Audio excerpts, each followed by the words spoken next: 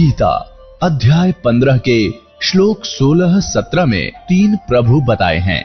ये 3 प्रभु कौन हैं? किस प्रभु की शरण में जाने के पश्चात जन्म और मरण समाप्त हो सकता है? 3 प्रभुओं में सबसे उत्तम परमात्मा कौन है? कैसा है? उसका क्या नाम है? इन सभी गूढ़ रहस्यों को जानने के लिए अवश्य सुनिए जगत गुरु तत्वदर्शी संत रामपाल जी महाराज के अमृत वचन। कहते हैं करोड़ों निरंजन मर गए, अलख निरंजन 21 ब्रह्मांड के स्वामी। और कहते हैं अरबों तो ये ब्रह्मा मर गए और 49 करोड़ विष्णु ये तेरे कन्हैया, और 7 करोड़ तेरे शंभु मर गए, मेरी एक नहीं पलैया। अब भी शंकर जी का पुजारी नाथ जी थे, और जब ये कहा कि तेरे शंभु भी मर लिए 7 करोड़ और मेरी एक भी पल आयु की नहीं घटी है, अर्थात मैं अविनाशी हूं।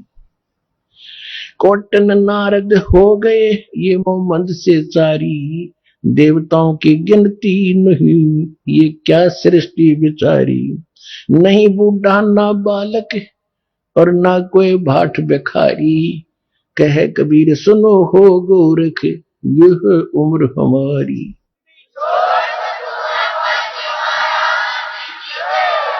अब गोरखनाथ जी ने सोचा भाई ये तो घनी घनी बात बना हुआ है ये बच्चा,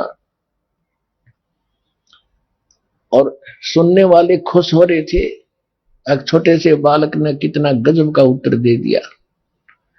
अब ताड़ी पीटने वाले थे इतने में गोरखनाथ ने क्या किया, जो उसने त्रिशूल गाड़ रखा था, त्रिशूल आसन से उठा, सिद्धि से यूं का यूं आसन पदम लगाए लगे ऐसा उठा और उस त्रिशूल के ऊपर जा बैठा। ये देखिएगा। और परमात्मा ने क्या किया, परमात्मा ने कहा कि गोरखनाथ अब मैदान छोड़कर भागा मत, आपकी और हमारी ज्ञान गोष्ठी की बात हुई थी, ये ड्रामेबाजी दिखाने की नहीं, ये जादूगरी दिखाने की बात नहीं हुई थी, ज्ञान की बात हुई थी। और ज्ञान कर बैठ ढंग से आकर यहां आसन पे, ये ड्रामा क्या दिखा रहा है। लोगों ने ताली पीट दी क्योंकि वो बैठ गए ऊपर जाके।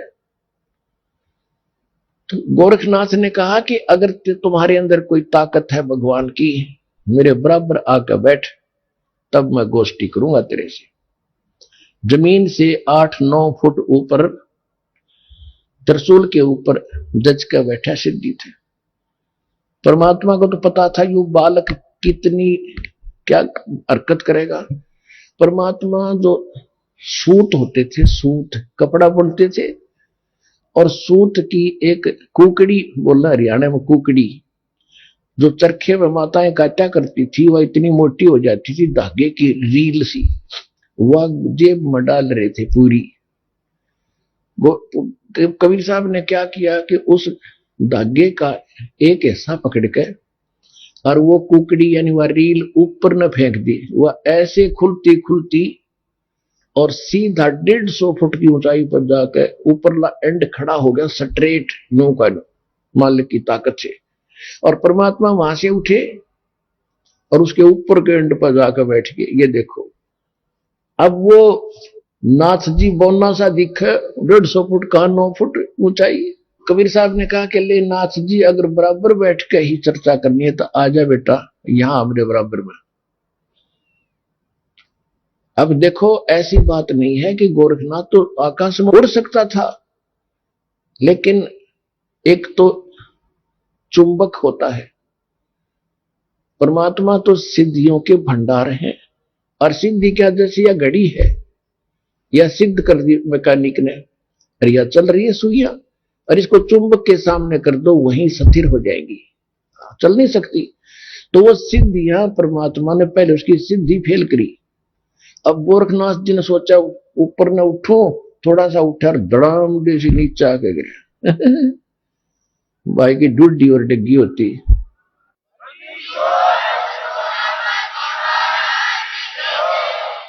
गोरखनाथ को पहली बार अपनी कोई हार महसूस हो रही थी उस जीव, पिछले जब तक वो सोधी में था। और कहते पहलवान होता है ना, तो कांटे के जो रेसलर होते हैं वो तो थोड़ी सी बात पर समझाते कहा मेरी हार होगी, और जो कंचने से होते हैं ना वो देही चढ़वा के मान्या करें। अब गोरखनाथ समझ गया कि ज्यादा बहस करने की कोई आवश्यकता नहीं, ये कोई आम व्यक्ति नहीं है। तब उसने कहा कि हे कबीर जी, आप नीचे आ जाओ, अब मैं आपसे आपका ज्ञान सुनूंगा। तब परमात्मा ने उसको सारी सृष्टि रचना सुनाई। तो परमात्मा ने कहा कि आपकी एक शर्त भी थी कि जो हारेगा वो चेला बनेगा। आप हार गए, अब बनो चेला मेरा। गुरु जी का तो बाद में बनिए, पहले मेरा बने। तो वो कहने लगा जी ऐसा है, मैं कुछ ज्ञान और सुनूंगा, मैं प्रश्न उत्तर करूंगा। परमात्मा बोले कि कर ले, क्या प्रश्न उत्तर करेगा। तो उसने परमात्मा ने फिर परमात्मा कहा कि आप ही बताओ मुझे कि आप कहां से आए, आप कौन हो। ले मैं बताता हूं कौन हो। परमात्मा बोले सुन ले। अवगत से चल आया, मेरा कोई भेद मर्म ना पाया। अवधू अवगत से चल आया, अवधूत हे गोरखनाथ, मैं अवगत से चला आया, जिसके बारे में कोई नहीं जानता। तेरा ब्रह्मा जानता ना, तेरा शंकर जानता ना, विष्णु जानते। अवधू अवगत से चल आया, मेरा कोई भेद मर्म ना पाया। ना मेरा जन्म ना गर्भ बसेरा, बालक बन दिखलाया। काशी नगर जल कमल पडेरा, तहां जुलाही न पाया। मात पिता मेरे कछु नाही, ना मेरे घर दासी। जुल्ला का सुत आन कहाया, जगत करो मेरी हंसी। मात पिता मेरे कछु नाही, ना मेरे घर दासी। ये जुल्ला का सुत आन कहाया, जगत करे मेरी हंसी। ये 5 तत्वों का धड़ना मेरा, जानो ज्ञान अपारा। सत स्वरूपी नाम साहेब का, ओहे नाम हमारा। अदर दीप सतलोक में, अदर दीप गगन गुफा में, तान्य वस्तु सारा। तेरा ज्योत स्वरूपी अलख निरंजन, वो डरता ध्यान हमारा। अदर दीप और गगन गुफा में, तान्य वस्तु सारा। तेरा ज्योत स्वरूपी अलख निरंजन, वो डरता ध्यान हमारा। हाड चाम लहू ना मेरे, हाट चाम लहू ना मेरे, कोई जाने सतनाम उपासी। तारण तरण अवय पद दाता, मैं हूं कबीर अविनाशी। हाट चाम लहू ना मेरे, कोई जाने सतनाम उपासी। तारण तरण अवय पद दाता, मैं हूं कबीर अविनाशी।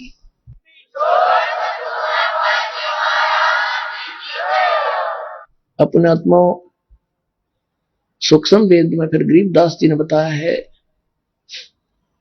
कि गोरखनाथ सिद्धि में भूला, यथार्थ मार्ग को छोड़कर सिद्धि में भूल गया मार्ग को। गोरखनाथ सिद्धि में भूला, और टूणे टामण हांड फूला। ये मुर्दे तक को जीवित कर दे, पहाड़ को सोना बना दिया। इनको तो गरीबदास जी कहते वो मूर्ख टूने टामण करता फिरता था, उसको क्या मिला जीवन में। महिमा तो होगी पर मोक्ष रह गया। मन तो सुख के सागर बस रे, भाई और ना ऐसा यस रे। भाई तो सुख के सागर बस रे, भाई और ना ऐसा यस रे। देखो इसको कहते तत्व ज्ञान, इसको कहते हैं सूक्ष्म वेद। अब हम एक ही बात को सुनकर उसकी महिमा गाते रहते थे, उसी के गुण गाते रहते थे, हमें पता नहीं था। इतनी जबरदस्त सिद्धियां दिखाने वाला व्यक्ति और कति जीरो था, -0 था अध्यात्म मार्ग में। आप गोरखनाथ कहते हैं, गोरखनाथ सिद्धि में भूल्या, और टूने टामण हंड फुल्या। और जंतर मंत्र जोग निभाई, और काल चक्र जम जोरा खाई। तुम हो जम की फर्दी माही, गोरखनाथ को कबीर साहब ने कहा कि तू तो काल की फर्द में चढ़ रहा है। फर्द, फर्द कौन सा हो, जो परमानेंट आपकी जमीन हो जाती है ना, आपकी फर्द में आ जाती है, तो आपका नाम होगी वह पक्की। तो परमात्मा ने कहा कि तू तो काल की फर्द में चढ़ रहा है काल का फिर गधा बनेगा अगले जन्म में। ये तो सिद्ध पाक क्या महिमा होगी तेरी। सिद्ध नहीं, ये गधे हैं जो जाने नहीं सतनामा। कहते जिनके पास सतनाम नहीं वो आज भी गधे हैं, वो सिद्ध नहीं है। हम उसको सिद्ध पुरुष कहते थे। तो गोरखनाथ जी ने जब ये ज्ञान सुना, उसने सोचा भी इसको फालतू छेड़ने की जरूरत नहीं है, ज्ञान में यू तुझे कतई नहीं जानते। शिव जी में भी उसके जचगी, फिर उसका फिर भ्रम रह गया थोड़ा सा। कहने लगा जी एक बार गंगा के किनारे चलो। अब चल भाई क्या रह गया, एक और मैं कुछ लीला करता हूं, आप मुझे उसमें पराजित कर देना, मैं आपका शिष्य बन जाऊंगा। परमात्मा बोले चल। गोरखनाथ जी गंगा के अंदर छलांग लगा गए और एक मछली का रूप धारण कर लिया। घनी मछली वहां पर। तो उसने कहा था कि मैं इसमें छलांग लगाऊंगा और मुझे आप खोज देना दरिया से, फिर मैं आपको गुरु बना लूंगा। अब गोरखनाथ जी ने छलांग लगाई, मछली रूप बना लिया।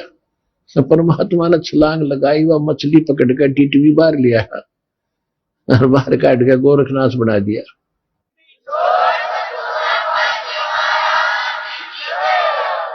फिर गोरखनाथ चरणों में गिर गया। अपने आत्माओं देखो क्या बुरी करता काल हमारे साथ। अब भक्ति तो ये दास कराएगा आपको भगवान की दी हुई। जो सौभाग्यशाली और अच्छी तरह ज्ञान को समझेंगे वो तो सतलोक चले जाएंगे।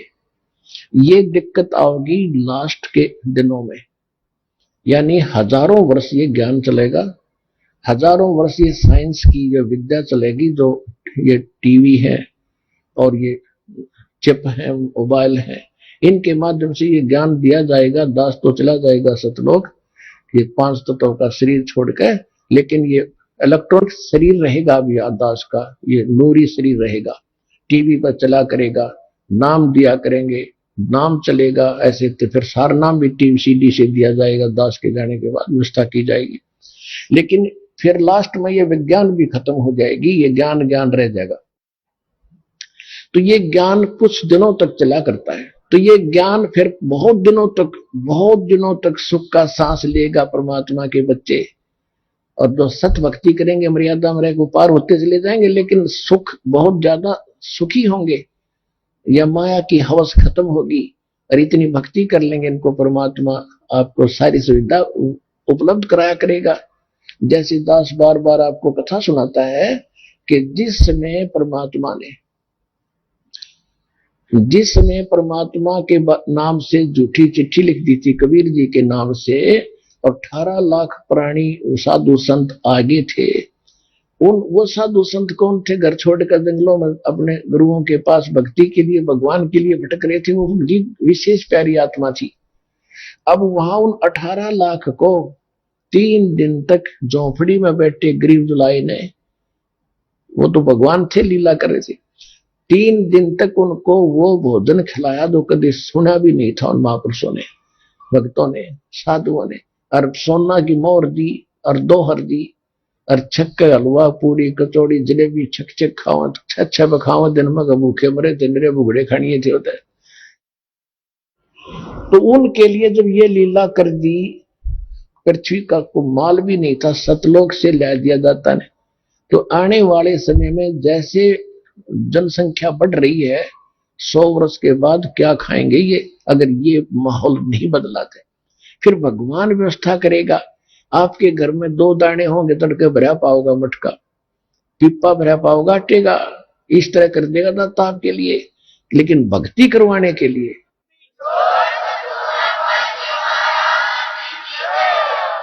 ये उनकी करेगा जो भक्ति करेंगे, और जो बकवाद चाहोगे वो अपना करते रहियो। ठीक है, जैसा भक्ति भजन करेंगे उनका लाभ मिल जाएगा, लेकिन वो उसमें से खड़ी रह जाएंगे। तो इसलिए फिर गोरखनाथ जी ने परमात्मा के चरणों में मत्था टेका, उनके शिष्य बने। अब देखो कितनी बढ़िया धोखा होता हमारे साथ। अब जो इस भक्ति को करके और पार हुए नहीं, देख कितना बड़ा बखेड़ा होगा उनकी जान में। कोई तो जाएगा, जैसे पूरी साधना करते हो आप, प्रथम मंत्र में गणेश जी का, विष्णु जी, लक्ष्मी का, ब्रह्मा जी, सावित्री जी का, शंकर भगवान, पार्वती का, दुर्गा जी के, ये सब नाम जाप करते हो। जो पार नहीं हुए, फिर ये आप अपने इस पुण्य की कमाई इनके लोकों में जाकर बहुत अच्छी सुविधाएं प्राप्त करके वहां ठाठ से देवता बनकर रहोगे, लेकिन बैंक बैलेंस भक्ति का आपका खत्म होगा। जब वहां से खत्म हो गए, फिर ओम नाम का जाप जो सतनाम के साथ आपने जाप किया वो ब्रह्म का बन जाता है। फिर ब्रह्मलोक में जाओगे, ब्रह्मलोक में हजारों युगों तक रहोगे, इतनी गजब की कमाई हो जाएगी आपकी। ब्रह्मलोक में जब पूंजी खत्म हो जाएगी, फिर आपको पृथ्वी पर पटकेंगे, पृथ्वी पर राजा बन जाओगे, कुछ सिद्ध बन जाते हैं जैसे गोरखनाथ जैसे, और फिर दुनिया में प्रसिद्ध हो जाते हैं। कर्म बिगड़ते बिगड़ते ऐसे बिगड़ जाएंगे, फिर गधे बन जाएंगे। और फिर कभी इसी युग में, ये प्राइम टाइम जो चल रहा है 5505 वर्ष को युग बीत चुका है, उसके बाद ही दाव लगेगा। तो इस करके सावधान रहना, इस भक्ति मार्ग में विचलित ना। अब क्या है कि परमात्मा आए थे, ऐसे ही लीला किया करते थे, जिसमें गोरखनाथ हार गया और परमात्मा की लीला हुई। गोरखनाथ ने चरण पकड़ लिए, लाखों कई हजारों की संख्या में गोरखनाथ वाले और वैष्णो पंथ वाले परमात्मा कबीर जी के शिष्य हुए। अपने आत्माओं, हमने परमात्मा की महिमा लीला कैसे भगवान माने थे, जैसे श्री कृष्ण जी ने, श्री कृष्ण और अर्जुन ने एक वेश बदलकर साधु संत का रूप बनाकर मोर ध्वज राजा के घर गए थे, जिस दिन वो अपने पुत्र को ताम्र ध्वज को राज तिलक करना चाहता था, और उसके उपलक्ष्य में उसने एक साधु संतों को आमंत्रित कर रखा था। एक यज्ञ का अनुष्ठान था। उस यज्ञ के अंदर एक कंडीशन होती थी कि जो साधु संत खाने को मांगे वो देना पड़ेगा, नहीं तो यज्ञ नहीं मानी जाएगी।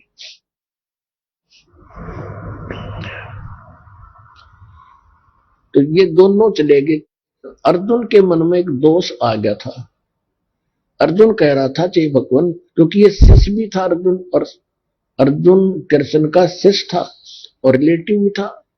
तो कह रहा था जी मैं आपका सेवक हूं, ऐसा कोई और नहीं है पृथ्वी में। श्री कृष्ण जी ने उसका भ्रम निवारण करने के लिए वहां ले गए ताम्र ध्वज राजा के घर पे। कहने का भाव यह है कि उन्होंने खाने को क्या मांगा, ताम्र ध्वज, तो मोर ध्वज ने पूछा जी भोजन खाओ। श्री कृष्ण ने साधु रूप में कहा कि हमारे साथ एक शेर है, वो सिंह बना, शेर ले रखा था, एक माया से अपनी सिद्धि से एक शेर बनाया था। और पुण्यात्माओं कहते हैं रामकृष्ण सतगुरु साहिबजादे ये परमात्मा की पुण्यात्मा है, कृष्ण और राम। ये इसी समय भक्ति करके ये रह गए थे अनजान, और ये बन ठगे काल के, तो ये पुण्यात्माओं में से इनको जन्म दे दिया। अब इनकी रक्षा भी भगवान ही करता है। जब श्री कृष्ण जी ने वो माया रूपी शेर बनाया, तो परमात्मा स्वयं आगे शेर रूप धारण करके कि इनकी काम बिगड़ेगा और ये गलती करेंगे और ये बेइज्जती होगी भगवान की, मेरी होगी। तो वहां जाकर उन्होंने क्या किया कि राजा ने पूछा जी क्या खाओगे भोजन। कृष्ण जी बोले कि पहले मेरे शेर को खिलाओ, फिर मैं बाद में खाया करूं। और मेरा शेर मांस बकरे का नहीं खाएगा, पशु का नहीं खाता, ये मनुष्य का खाता है, नरभक्षी है। और मनुष्य का भी सुन ले, किसी पल्लेदार को मत पकड़ लाना, आपके परिवार के घर के सदस्य का एक का मांस खाएगा, तब हम भोजन करेंगे। अब कहने का भाव ये है, इसको ज्यादा ना बढ़ाएं। आखिर में ताम्र ध्वज को चीरने का आदेश मिल गया बीचों बीच। ताम्र ध्वज को चीर दिया, फिर उसको जीवित कर दिया, मर गया था। और इस कारण से कृष्ण जी को भगवान मान लिया। अब परमात्मा ने कितने जीवित किए, आपको कथा सुनाता हूं। एक सम्मन नाम का मनियार था, बहुत ही निर्धन गरीब थे। दोनों पति पत्नी, उसकी पत्नी का नाम नेकी था, और दोनों पति पत्नी परमात्मा के शिष्य हो गए थे, कबीर भगवान के ज्ञान से परिचित हो गए थे। एक उनका लड़का था 10-12 वर्ष का, उसका नाम सेऊ था। सेऊ, शिव कहते हैं उसे, सेऊ कहा करते थे। तो तीनों के तीनों भगवान के ज्ञान में खूब रंगे हुए थे, और जहां भी वो जाते थे, सम्मन और नेकी पति पत्नी चूड़ियां पहनाने के लिए गांव नगर में, तो वहां परमात्मा कबीर जी की चर्चा करया करते थे कि हमारे गुरु जी इतने सक्षम है, हमारे गुरु जी इतने सक्षम है। ऐसे सिकंदर लोधी की जलन का रोग ठीक कर दिया, एक गऊ काट दी थी सिकंदर लोधी ने, वो जीवित कर दी। तो औरतें सुनती थी, लेकिन मन में दोष रखती थी कि ये बेकार रखे गरीब आदमी, ऐसे कभी हो सकता है? अगर ऐसा होता तो ये होता वो होता, मतलब मन में अंदर दोष रखती थी, सुन अवश्य लेती थी।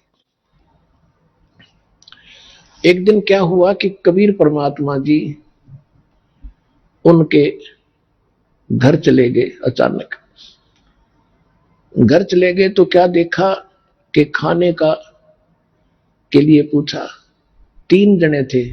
इसी प्रकार एक कबीर परमात्मा जी ने एक कमाल नाम के लड़के को, 12-13 वर्ष की आयु का था,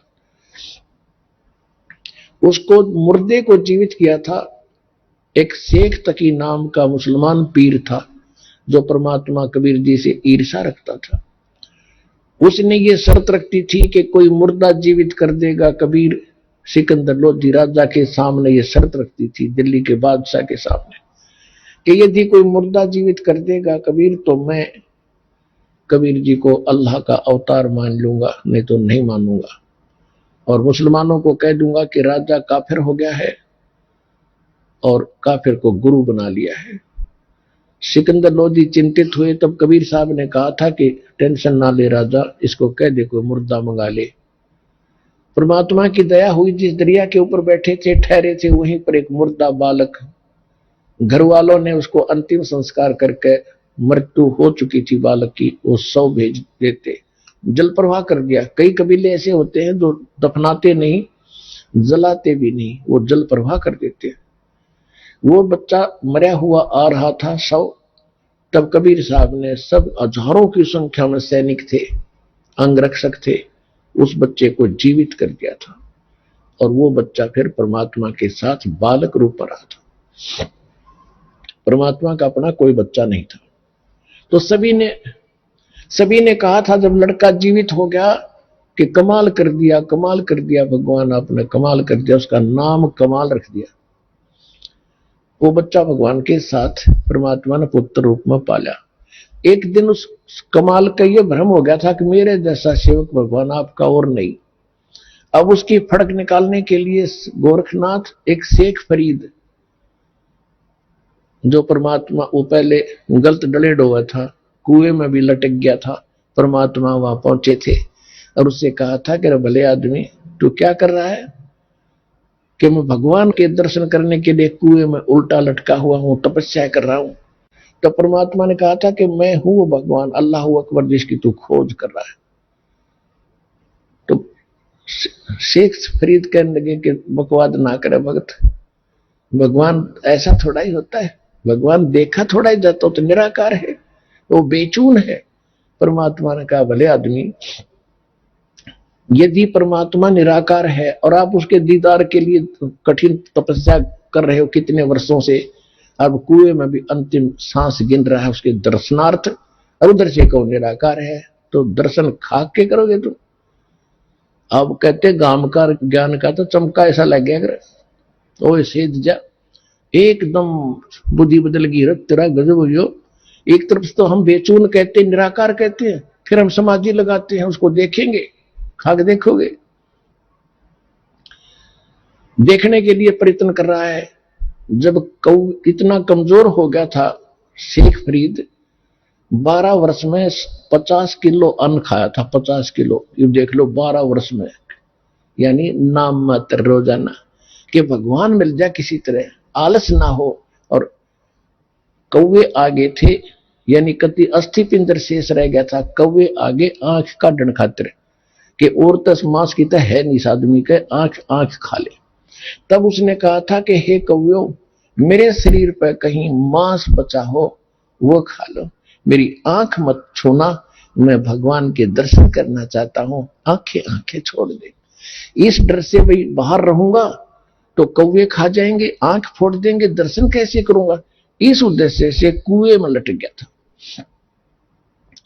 उल्टा। तब भगवान गए थे कि वो मरेगा भगत, और खड़ा होकर उसको रस्से से पक लटक रहा था, बाहर निकाल लिया। वो लटका लटका कह रहा कि ए भाई मुझे छेड़े ना, मुझे ना छेड़, तू अपना काम कर, मैं अपना कर रहा हूं। उसने सोचा कोई पाली पूली बकवाद कर रहा है। भगवान ने कहा कि तू क्या कर रहे हो आप यहां पर बात महात्मा जी, कि मैं भगवान के दर्शन के लिए साधना करता हूं। परमात्मा ने कहा कि मैं हूं वो अल्लाह अकबर जिसको तुम देखना चाहते हो। अब शेख फरीद ने कहा कि देखो भाई, ऐसी बात नहीं करनी चाहिए, आपको पाप लगेगा। भगवान भगवान तो निराकार है, वो तो बेचून है, आप तो इंसान हो, आप पैगंबर हो सकते हो। परमात्मा बोले मैं तो चलो इंसान हूं, और आप जिसको खोज रहे हो वो निराकार है, और वो वैसे कह रहे हो कि मैं भगवान के दर्शन करने चाहता हूं, मेरी आंख भी खराब ना करियो अभी। तो निराकार के दर्शन महात्मा जी करोगे कैसे? भले आदमी एकदम चक्कर काट गया, पैर पकड़ लिए नू के नू, कि अल्लाह तो नहीं मानने थे कि भगवान होगा, पर बाखबर जरूर है, यह जचगी की बाखबर है। तब परमात्मा ने उसको कहा कि इस देही से क्यों दुश्मनी कर ली तूने, ढंग से रोटी खा, थोड़ी खा, घना मत खा। प्रथम अंदल संयम राखे, योग युग सब सतगुरु भाखे। गीता अध्याय नंबर 6 के श्लोक नंबर 16 में कहा है कि हे अर्जुन, ये योग यानी भक्ति साधना, न तो न खाने वाली यानी व्रत रखने वाला कति खावे नहीं भोजन, या न अधिक खाने वाले का, न ज्यादा जागने वाले का, और न ज्यादा सोने वाले का कभी सफल नहीं होता।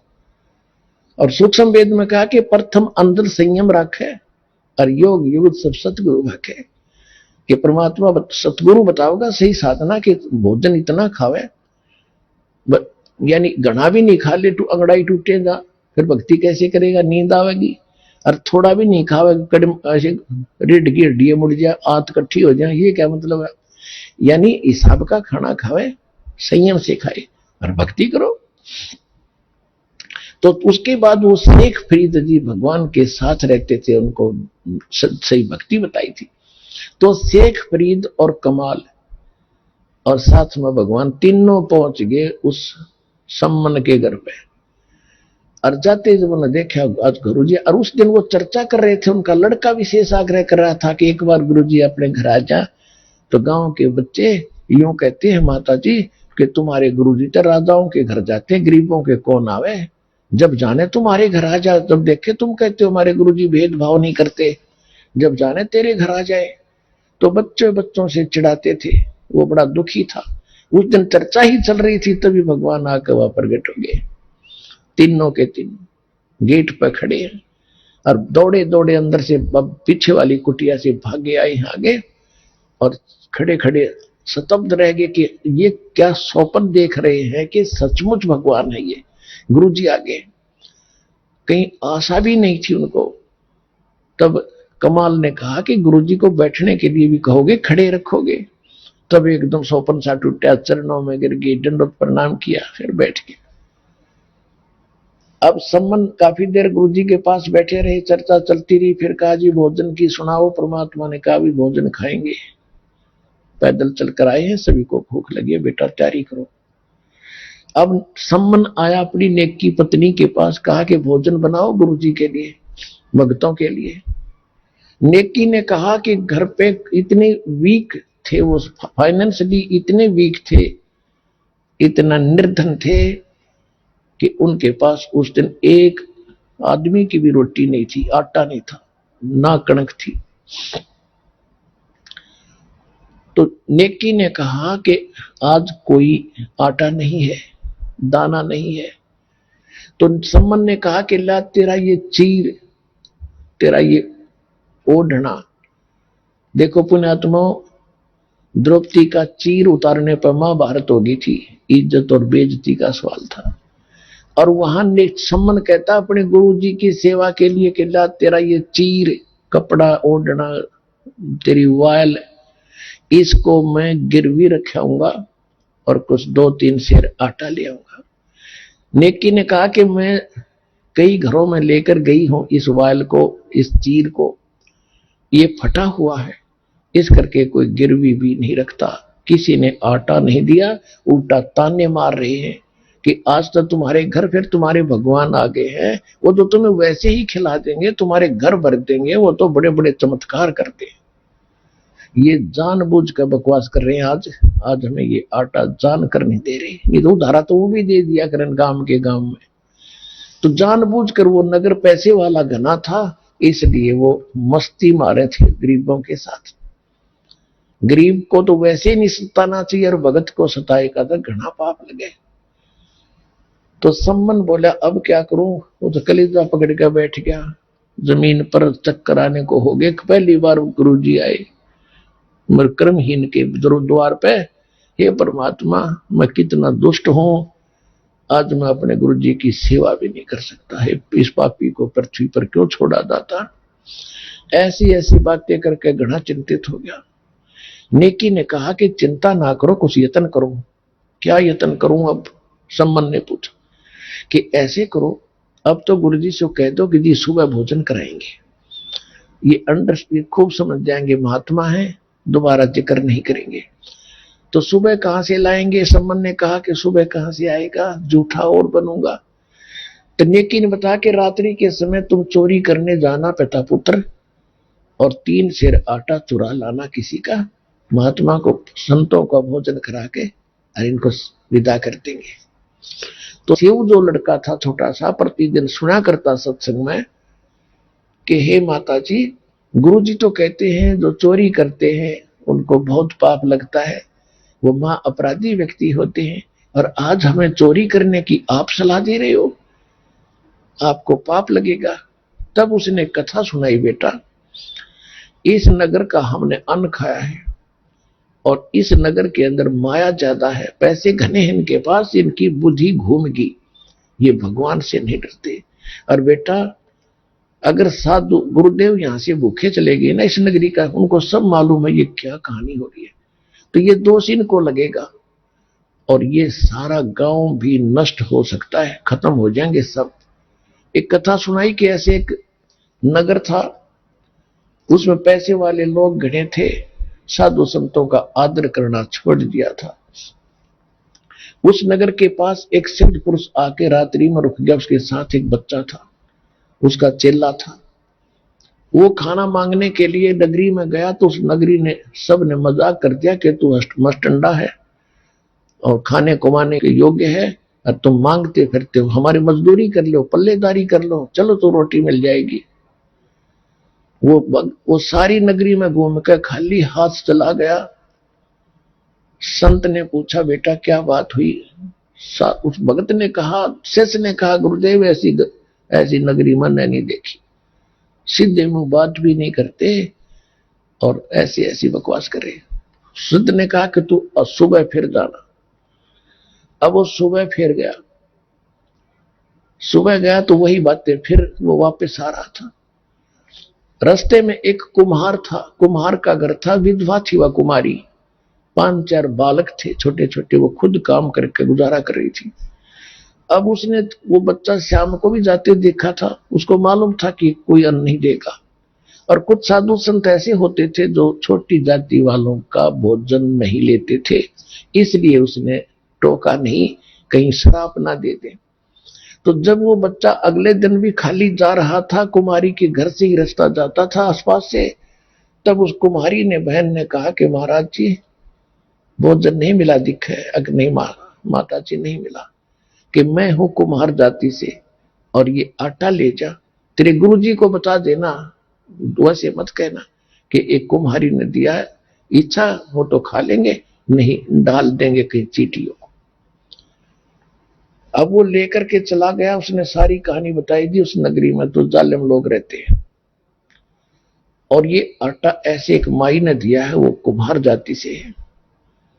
आपकी क्या आज्ञा है भगवान? गुरुदेव बोला, बेटा यह आज्ञा है मेरी, तू वापस जा और इस भोजन को बना ले, खा ले, मैं तो खाऊंगा नहीं। और वापस जा, उस बेटी ने कह दे कि यहां से अपने परिवार को उठाकर ले जा, शाम से यहां से वक्त से लाद ले जा अपने सारे सामान ने, रात को ये नगर नहीं रहेगा, और ये बताएगी नहीं किसी को, नहीं तो वो भस्म हो जाएगी।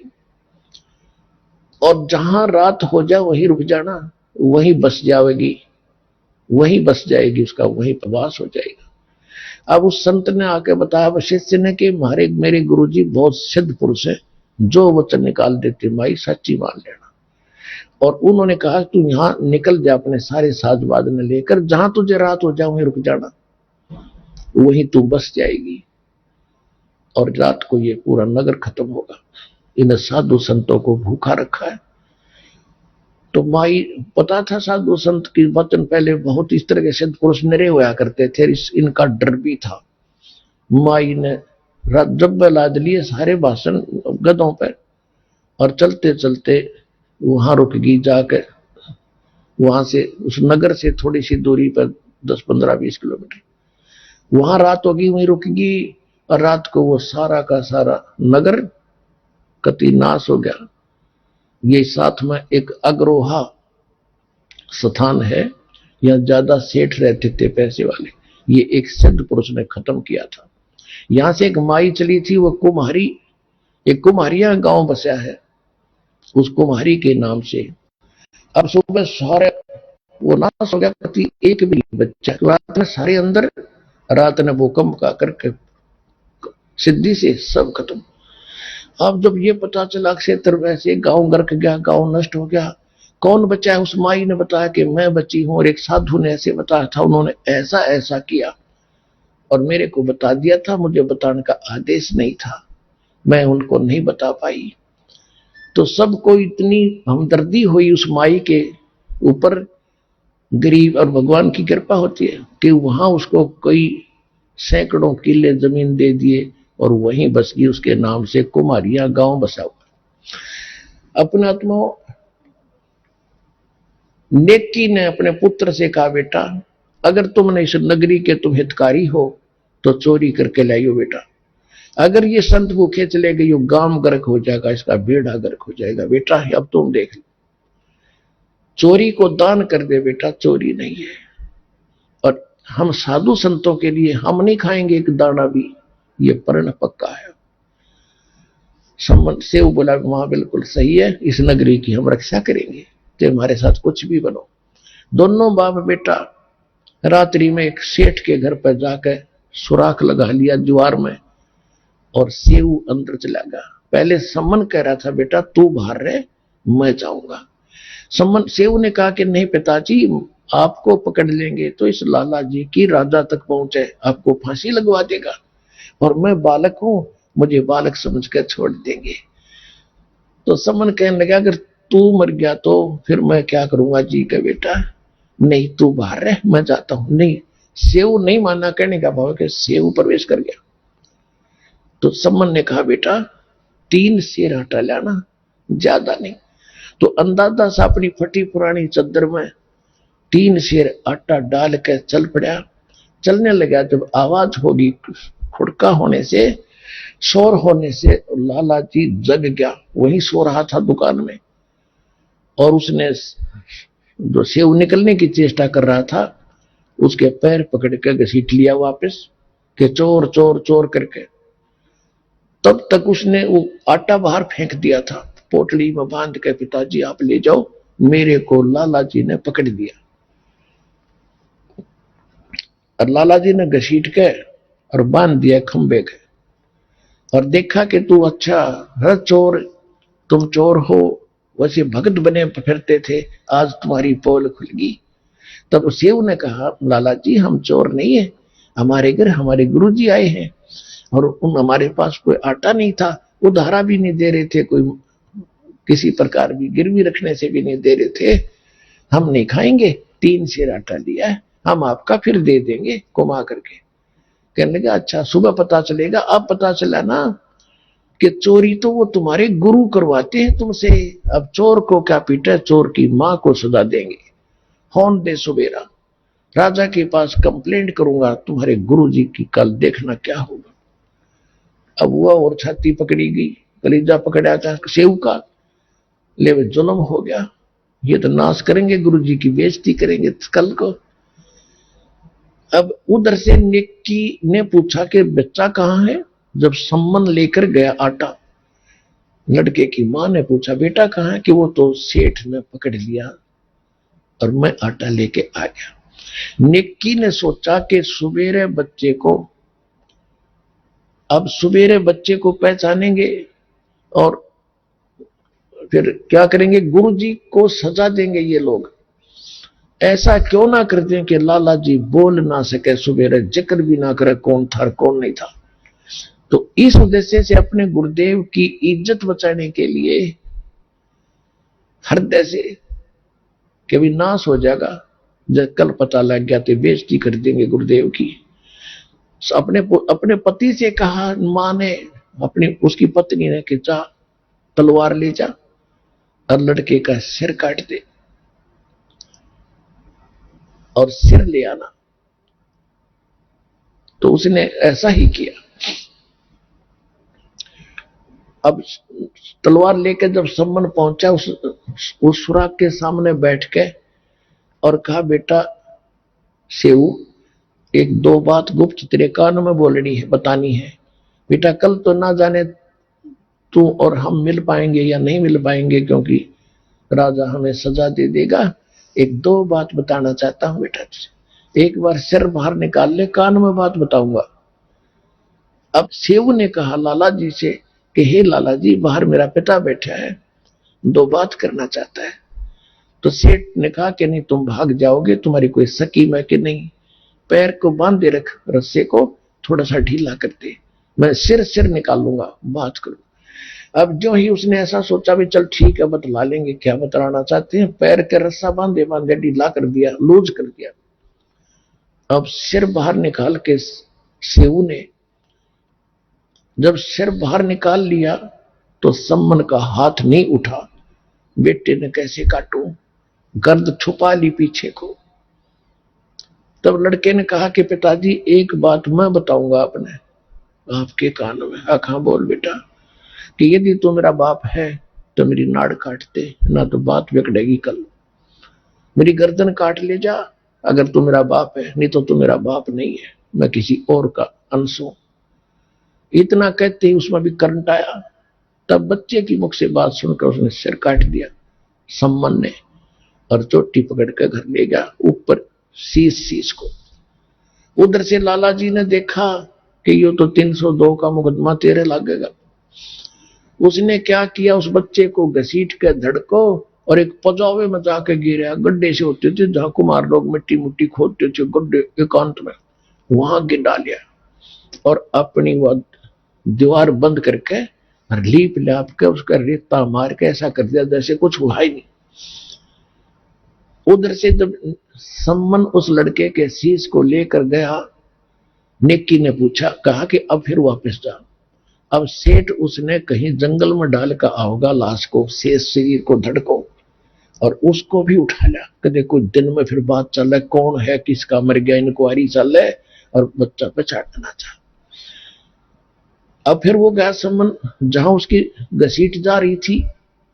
लाला जी ताकत अपना बैठ गया करके शांत, और वो लिया फिर उसने उठा के बच्चे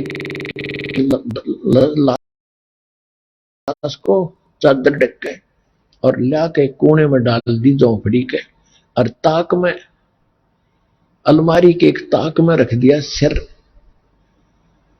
बेटा का कत्ल हुआ पड़ा सतगुरु की सेवा में। नेकी सम्मन कहने लगा रोइए मत, रो भी पड़ी ना आंखें मांसू आगे, गुरुजी ने पता लग जाएगा और भोजन नहीं खाओगे। तो उन्होंने मां ने रोटी बनाई और वक्त से 5:30-6 बजे से कहा कि जाके कहते गुरुदेव ने शाम की भूख लगी है, भोजन जल्दी बना दिया, खा लो। आइए अब हम उन श्रद्धालुओं के अनुभव जानते हैं जो जगत गुरु तत्वदर्शी संत रामपाल जी महाराज जी से दीक्षा प्राप्त कर चुके हैं तथा उनके द्वारा बताए गए भक्ति मार्ग पर चल रहे हैं। नमस्कार सर। नमस्कार सर। सर क्या नाम है आपका? मेरा नाम डॉक्टर सुजीत कुमार सर। सुजीत जी आप कहाँ से हैं? मैं बिहार से रहने वाला हूँ, औरंगाबाद जिला के गोह थाना से सर। सुजीत जी संत रामपाल जी महाराज से नाम दीक्षा आपने कब ली? सर हम संत रामपाल जी महाराज से नाम दीक्षा 17 जून को लिया 2018 में।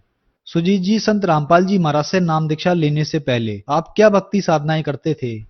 सर वैसे देवी देवता का पत्थरों को पूजा करते थे और योग वगैरह करने के कारण आर्य समाजी का जो आपका बाबा रामदेव है उनका योगा करते थे, वो भी ओम का मंत्र उच्चारण करने के लिए बोलते थे, वो योग करते समय उसका उच्चारण करते थे।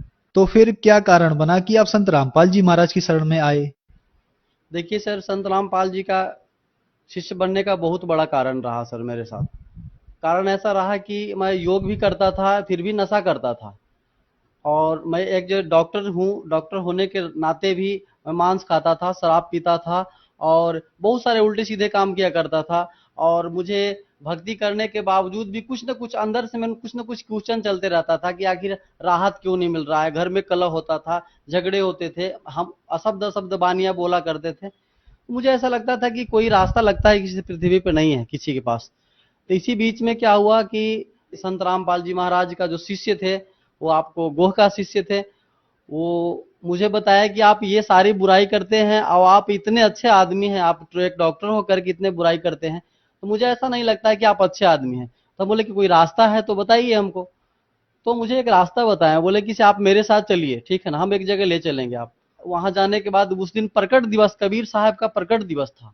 वहां जाने के बाद हम गए, पहले भी हरियाणा में हम जाया करते थे, रहा करते थे, वहां दिल्ली में भी कई दिनों रहे, कई सालों रहा। पर वहां एक चीज बहुत लाजवाब हमको देखने के लिए मिला कि इतने लोग आए हैं, लाखों की संख्या में लोग हैं, लेकिन एक भी लोग बीड़ी पीता हुआ दिखाई नहीं दे रहा। क्योंकि हम बीड़ी सिगरेट पिया करते थे, तंबाकू खाया करते थे, हम तो ढूंढ रहे हैं कहीं सिगरेट मिल जाए, कहीं तंबाकू मिल जाए, लेकिन कहीं नहीं मिला। हमें बहुत परेशानी होने लगा, बहुत परेशानी होने लगा। मुझे लगा कि इतने लोग हैं और खास करके हरियाणा के लोग तो हुक्का पिया करते हैं, ये बीड़ी सिगरेट भी नहीं मिल रहा है, तो कुछ तो बात है जरूर इन लोगों में। फिर और अंदर गए, बहुत सारा गेट बना हुआ था, ये गेट नंबर 1 2 3 5 कैसे कैसे करके बना हुआ था। गेट के अंदर जब प्रवेश किए तो देखे कि वहां पे बहुत सारे लोग खाना खा रहे हैं, और खाना खा रहे हैं, और हम लोग के पास 2 4 5 लोग अगर खाना खाते हैं कभी शादी वगैरह कुछ कामों में, फंक्शनों में, तो ये पत्तल बिखर जाते हैं, गिलास बिखर जाते हैं, जूठे बिखर जाते हैं। लेकिन इतने लोग खाना खा रहे हैं और एक भी बिखरा हुआ कहीं नहीं दिख रहा है। तो हमको ऐसा लग रहा है कि यहाँ पे कैसे लोग रहते हैं। इसके कारण से फिर उसके बाद फिर हम बोले कि नाम उपदेश कहाँ होता है, हम भी इन लोगों के साथ में ऐसा सेवा किया करेंगे जो वो लोग सेवा कर रहे हैं। खास बात ये लगा कि ऐसे तो बहुत सारे धर्मगुरु या सत्संग सुना करते थे पहले, जैसे देवकीनंदन ठाकुर के सत्संग सुना करता था, आपका जय किशोरी के सुना करता था, चित्रलेखा के सुना करता था, आपका हेमलता शास्त्री के सुना करता था, सबके सत्संग सुना करता था, टीवी पे रोज सत्संग सुना करता था। हम ऐसा आदमी थे कि बिना एक दिन सत्संग सुने हुए नहीं रहा करता था। पर उसमें देखा एक खास कारण कि वो तो कहा करते थे कि कन कन में राम, लेकिन वहां हम अपनी आंखों से देखे, वहां तो सब चीज में राम पुकारा जा रहा है। जल भी दिया जा रहा है तो जल राम, चावल दिया जा रहा है तो चावल राम, रोटी दिया जा रहा है तो फुल्का राम, ऐसे कर करके पुकारा जा रहा है। हमें लगा कि देखो राम तो इस तरह से पुकारा जा रहा है, कन कन में राम तो यहाँ है, हम ढूंढ कहाँ रहे थे, राम तो यहाँ है। उसको बारिश बहुत हो रहा था, लेकिन अब रहा नहीं गया हमको लगा कि हम इन लोग के साथ में शामिल हो जाए, हम भी कुछ सेवा करें। संत रामपाल जी महाराज से फिर नाम उपदेश लिया, और नाम उपदेश लेकर के और मैंने भक्ति करना शुरू किया। सुजीत जी संत रामपाल जी महाराज से नाम दीक्षा लेने के बाद आपको क्या लाभ मिले? सर लाभ तो गिनवाना शुरू करेंगे तो 24 घंटा के 48 72 घंटा भी पार कर जाएगा। बहुत सारे लाभ मिले, आज तक लाभ मिले हैं, पर मैं मोटी मोटी लाभ है जो है सो मैं बता देना चाहता हूँ। सबसे बड़ा लाभ मिला कि हमारी जो पत्नी थी, बच्चा मेरा बड़ा ऑपरेशन से मेरा हॉस्पिटल में ही हुआ था, तो बड़ा ऑपरेशन होने के 2 या 3 दिन बाद वो बाहर टहलने के लिए उसको छोड़ दिए थे, टहल करके थोड़ा सा आया करो, तो टहलने के लिए तो ले गए लोग, उनकी माँ थे, उनकी बहन थे, पर वापस लाए तो बेड पर आते आते उसको चक्कर सा आया और गिर गया। गिर जाने के बाद वो बोलना बंद कर दी तो हमको चिल्ला करके बोले, उनकी माँ और हमारी माँ भी थी, तो बोली कि बेटा देखो ना कुछ नहीं बोल रही है। तो हम सोचे कि देख लेते हैं, तो देखे तो बीपी वगैरह सब डाउन हो गया, बिल्कुल 0 हो गया। पल्स वगैरह नहीं मिल रहा है, ठीक है ना, आंखें की पुतली भी बंद हो गई। हमको बहुत घबराहट सा होने लगे। तो हमारे जो सर्किल के जो डॉक्टर लोग थे, हमसे सीनियर वगैरह डॉक्टर लोग, सबको मैंने फोन किया, सब एक एक करके आना शुरू किए। तो वो डॉक्टर आया करते थे, हमारी पत्नी को नब्ज देखते थे, ऐसे देख करके और सब बाहर गेट से चला जाते थे। तो ऐसे चला जाता थे तो हमको ऐसा संदेह होता था कि ये आखिर क्यों बोल क्यों नहीं रहे ये लोग, कि क्या करना होगा हमको, या ऑक्सीजन देना होगा या क्या करना होगा, कोई इंजेक्शन वगैरह दवाई का भी परामर्श नहीं दे रहे। और डॉक्टर के बुलाए तो वो लोग भी ऐसे कर रहे हैं, तो आपस में बाहर जाकर के बात कर रहे हैं, ठीक है। तो उनका चेहरा से, उनका एक्टिविटी से ऐसा पता चला कि इन लोग बोल रहे हैं कि ये खत्म हो गई। सर जी हम रोने लगे, रोते रोते अब लगा कि ये बचने वाला नहीं। एम्बुलेंस को फोन किए तो मेरे क्लिनिक पर एम्बुलेंस आकर के लग गई। एम्बुलेंस लगने के बाद वो डॉक्टर एक बोले कि सिला दिए, जल्दी ला दिए। इतने बीच में माँ देखी जाकर के नवज, तो माँ भी, उसको भी विश्वास हो गया कि अब खत्म हो गई। फिर माँ क्या बोली कि बेटा से गुरु जी का एक बार पुकार लो। तो मैं संत रामपाल जी का पुकारे, गुरु जी का पुकारे, जिनसे नाम उपदेश लिया था मैंने, पुकारा। पुकारने के बाद अमृत जल मिलता हम लोग का, अमृत जल मिला था, तो वो अमृत जल दिया। क्या कहे सर जी, इतना बड़ा चमत्कार जीवन में कभी भी नहीं हम देखा था, जितना बड़ा चमत्कार हुआ था। क्योंकि हम लोग ट्रीटमेंट काफी दिनों से कर रहे हैं, लेकिन ऐसा चमत्कार कभी नहीं देखा। वो दवाई से भी नहीं किया जा सकता है।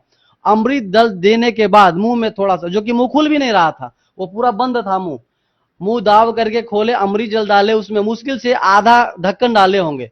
डालने संत रामपाल जी महाराज का जो चरणामृत था, अमृत था, अमृत जल उसको बोलते हैं, वो डालने के बाद क्या कहें सर जी, मतलब 1 मिनट भी नहीं हुआ ना, अब आंखें खोल दी, आंखें खोल दी। और खोलने के बाद वो पूछने लगी इतना भीड़ क्यों लगा हुआ है, ठीक है। इतना बड़ा चमत्कार मेरे साथ हुआ भगत जी, सर जी, संत रामपाल जी महाराज की बदौलत। अगर संत रामपाल जी महाराज नहीं होते, उनके हम शरण में नहीं होते, तो आज हमारी पत्नी वो नहीं जीवित होती। और दूसरा लाभ मुझे मिला कि हमें बीमारी क्या था, हम इतना हेल्दी दिख रहे हैं ना, आज स्वस्थ जैसे है, पूरे स्वस्थ हैं। कई बार मैंने ब्लड डोनेट किया, पहले रक्तदान किया करते, खूब किए मैंने।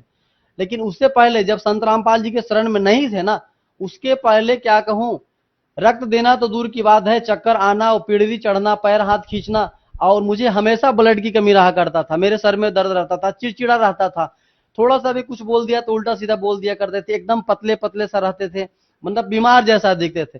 लेकिन जब से परमात्मा की शरण में, संत रामपाल जी महाराज के शरण में आया, तब से वो सारी बुराई छूट गई। और वो मैंने जो भी दाल रोटी खाना शुरू किया, सदा सदा आज मैं पहले से ज्यादा स्वस्थ हूँ। और मेरा बीमारी जो था, उस सर में दर्द था, थोड़ा सा किताब वगैरह पढ़ता था तो वो मेरा सर में दर्द हो जाता था। तो इसका ट्रीटमेंट के लिए मैंने दिल्ली राम मनोहर लोहिया हॉस्पिटल भी गया। वहां मेरा एक फूफा जी हैं, वहां डॉक्टर हैं, वो बोले कि बेटा यहाँ पे आ जाओ। तो मैंने वहां गया, वहां 1.5 घंटा 2 घंटा मुझे वो हिस्ट्री लिए, क्या करता था, क्या नहीं करता था, क्या खाता था। इतने करने के बाद मौत 2 दवा दिया था मुझे, 2 दवा दिया था मुझे। ऐसा लगा डॉक्टर को कि बताओ ना, इतना मुझे हिस्ट्री लिया, 2 दवा मात्र दिया, छोटा छोटा सा दवा दिया। मुझे विश्वास नहीं हुआ कि मुझे ठीक होगा इस पे, और सही में ठीक नहीं हुआ। लेकिन परमात्मा की शरण में जैसे ही आए संत रामपाल जी महाराज के शरण में, वो बीमारी ऑटोमेटिक बिना दवा के ठीक हो गई। और तीसरा लाभ मुझे हुआ, एक बच्चा जो मेरा है, उस समय जो बड़ा ऑपरेशन से हुआ था जब मैं हमारी पत्नी को, तो बच्चा का लगभग 1.5 साल उम्र हो रहा था, वो चल नहीं पाता था। और डॉक्टर बोला था, ऐसे डॉक्टर संदीप कुमार गया में दिखाए थे, तो वो बोला था कि इसको प्लास्टर करेंगे, पैर तो टेढ़ा सा थोड़ा रहा करता था। एक और डॉक्टर के दिखाए, न्यूरोलॉजिकल डॉक्टर से, तो वो बोले कि इसका ब्रेन से कहीं नस चपा हुआ है, फोलिक एसिड की कमी से इसको राइट ब्रेन जो है ना, उसमें प्रॉब्लम है। तो ये चलेगा पर बहुत दिन लगेगा, ठीक है, और पूरा चलेगा भी नहीं। तो ऐसे फिर मैंने क्या किया कि कुछ दवा वगैरह, आयुर्वेदिक दवा इधर उधर से लिया, कुछ अपने तरीका से दवा दिया उसको, ठीक है, लेकिन फिर भी वो पूरा राहत नहीं हुआ, वो चल नहीं पाता था। चलने के बाद फिर क्या हुआ कि मैं अरदास लगाया परमात्मा से अरदास संत रामपाल जी महाराज से लगाया। लगाने के बाद क्या हुआ, कुछ ही दिनों को बाद देखे कि बच्चा मेरा खड़ा होने लगा, और वो पैर पे भार देना भी लगा। आज बिल्कुल बच्चा उछलता, आज मेरे पास बच्चा आया हुआ है सर जी। तीसरा लाभ क्या हुआ कि वो बच्चा जब चलना शुरू किया, तो हम एक दिन खाना खा रहे थे, हमारी पत्नी खाना खिला रही थी हमको, बगल में कांच का गिलास रखा हुआ था, मोटा सा गिलास कांच का। वो बच्चा चलते चलते टहलते टहलते गया और वो कांच के गिलास पर गिर, और गिर जाने के बाद क्या, वो कांच का गिलास टूट गया, बिल्कुल टूट गया। टूट जाने के बाद उसमें निखिल्ले सा 2-3 ऐसे नुकीला सा निकला हुआ था कांच के गिलास में। तो पहले बार गिरा तो वो टूट गया, जब दूसरा बार गिरा ना, तो वो कांच के गिलास पर ही गिरा। तो ऐसा मुझे लगा कि इसको हम टाका भी नहीं दे सकते हैं, इतना बड़ा इसको चोट लगा हुआ। ऐसा लगा। हमारी पत्नी जो थी वो तो तिलमिला गई, लगती कि बेहोश हो जाएगी, वो ऐसे लगा उसको। पर क्या हुआ कि हम मालिक से अरदास लगाएं, संत रामपाल जी महाराज से अरदास लगाएं, या परमात्मा हमसे कौन सी गलती हो गई, ये बच्चा क्या दोष किया था, इसको ऐसा क्यों हुआ, अब हम कहाँ ले जाएंगे इसको, ऐसा मैंने मन में विचार किया। और विचार करने के बाद उसको ऐसे हाथ लगाया, हाथ लगा करके जब उसको बाहर हम ले गए, और उसको क्या बताएं, इतना बड़ा चमत्कार हुआ कि वो हाथ लगा करके जब हटाए हाथ तो देखे कि सिर्फ नुकला सा लगा हुआ था, ऐसे निशान सा लगा हुआ था, मतलब कटा भी नहीं उसको, ऐसे चमत्कार हुआ था। अब मुझे तो लगा ऐसा कि इसको टाका देना पड़ेगा, कहाँ ले जाएंगे, हमको तो घबराहट सा, हम खुद डॉक्टर फिर भी घबराहट सा लग रहा था। लेकिन देखिए परमात्मा का लीला संत रामपाल जी महाराज का कि कुछ नहीं हुआ उसको, बच्चा को आज बच्चा का निशान भी नहीं है। पहले जब संत रामपाल जी महाराज के शरण में नहीं थे, उसके पहले हमारी बहुत आर्थिक स्थिति खराब थी, यहाँ तक की स्थिति ऐसा खराब था कि हमें रहने के लिए और खाने के लिए कभी कभी सोचा करते थे, अच्छे अच्छे चीज खाने के लिए तराशा करते थे। मेरे पास उतना आर्थिक स्थिति ठीक नहीं था, पिताजी भी थे, वो भी नशा वगैरह करते थे। हालांकि परमात्मा की शरण में, वो भी संत रामपाल जी के महाराज के शरण में आ गए और वो भी ठीक है, अभी नशा वगैरह नहीं करते हैं, पहले नशा बहुत किया करते थे। ये नशा करते थे, पिताजी नशा किया करते थे, हम भी नशा किया करते थे। नशा में वो गंजा पिया करते थे, शराब पिया करते थे, तंबाकू खाया करते थे, हम भी शराब पिया करते थे। हम तो चरस, अफीम, कोकिंग, ड्रग्स सब लिया किया करते थे, क्योंकि टाउन में रहा करते थे ना, यहाँ पे बहुत सारे सर्किल के लोग थे ना, वो सब नशा, बड़ा बड़ा नशा किया करते थे।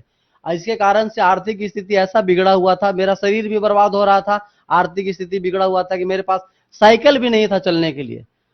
ऐसा होता था, कभी टेम्पू में, ऑटो में जाया करते थे, जरूरत पड़ता था तो। लेकिन संत रामपाल जी महाराज के शरण में आने के बाद सबसे पहले तो इतना दूर हो गए, और दूर होने के कारण धीरे धीरे मेरा सेहत भी ठीक हो गया। और आज के डेट में परमात्मा की दया से, संत रामपाल जी महाराज की दया से आज मेरा एक क्लिनिक नहीं, दो क्लिनिक है। और आज मालिक की दया से सब कुछ, दाल रोटी सब कुछ चल रहा है। आज मेरे पास बाइक भी है और सब पूरे अच्छे से हम लोग है परिवार। पहले तो रोज कला हुआ करता था, क्योंकि कमी थी ना, गरीबी के कारण सब कला हुआ करता था। कभी वो त्योहार के दिन में अच्छे कपड़े नहीं खरीद पाते थे, ऐसे स्थिति मेरे था। लेकिन मालिक की दया से संत रामपाल जी महाराज के शरण में जब से आए, तब से सारा कुछ ठीक हो गया। और कर्ज महाजन भी बहुत सारे लिया हुआ था, वो सब ऑटोमेटिक धीरे धीरे कमते कमते आज लगभग कम ही गया है, ना के बराबर। और परेशानी भी बहुत था पहले ना, कर्ज वाले भी परेशान किया करते थे, लेकिन अब परेशान कोई नहीं किया करते थे, और ऑटोमेटिक सब खत्म होते जा रहा है। हमको भी पता नहीं चलता है कि ये सब कर्ज हम कहाँ से दे पाते हैं। सुजीत जी, आप एक डॉक्टर हैं, जिस बीमारी को मेडिकल साइंस ये बता देता है कि अब ये ठीक नहीं हो सकती, और संत रामपाल जी महाराज की शरण में जाने के बाद वो बीमारी ठीक हो जाती है, तो ये कैसे संभव हो पा रहा है? देखिए सर जी, संत रामपाल जी महाराज जी एक पूरे पृथ्वी पे, पूरे भारत में नहीं पूरे पृथ्वी पे एक संत ऐसे हैं जो शास्त्र की विधि साधना बताते हैं। और शास्त्र विधि साधना बताने से लाभ होना ही निश्चय है, और लाभ इसीलिए मुझे भी हुआ और सबको लाभ होता है। और शास्त्र विधि छोड़ करके जो मनमाना आचरण करता है, गीता जी में भी बताया है, तो उसका लाभ नहीं होता है। इसलिए शास्त्र विधि साधना करने से लाभ होता है, इसलिए लाभ मुझे भी हुआ और सबको लाभ होता है। इसलिए शास्त्र विधि साधना करने से कैंसर या कैंसर की बाप जैसा बीमारी भी हो, वो भी ठीक हो जाता है संत रामपाल जी महाराज की दया से। सर, जो दर्शक आज आपको टीवी पर देख रहे हैं और वो भी आपकी तरह संत रामपाल जी महाराज से नाम दीक्षा लेना चाहते हैं, तो कैसे ले सकते हैं? टीवी चैनल पे सत्संग आया करता था, पहले तो 1-2 टीवी चैनल पर सत्संग आया करता था, 2-3, अब तो 12-13 चैनल पे आया करता है। तो उसके नीचे पीली पट्टी चला करता है, वो पीली पट्टी में वो मिस कॉल उस पर किया जाएगा, तो वो नाम वहां से फोन करेंगे आश्रम से, और फोन करने के बाद आपके जो आसपास के जो आश्रम होंगे जहाँ नाम दीक्षा दिया जाता है, वहाँ का लोकेशन आपको बता दिया जाएगा, वहां जाकर के आप नाम दीक्षा ले सकते हैं। धन्यवाद सर।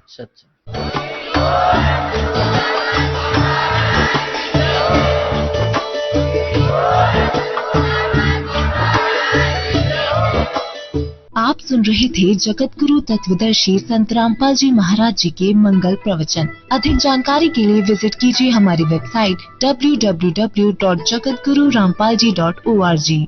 संत रामपाल जी महाराज जी के शुभ आशीर्वाद से पूरे विश्व भर में 500 से भी ज्यादा नाम दीक्षा केंद्र हैं, जिन पर संत रामपाल जी महाराज जी द्वारा ऑनलाइन निःशुल्क नाम दीक्षा दी जा रही है। अपने नजदीकी नाम दीक्षा केंद्र का पता करने के लिए संपर्क करें 8222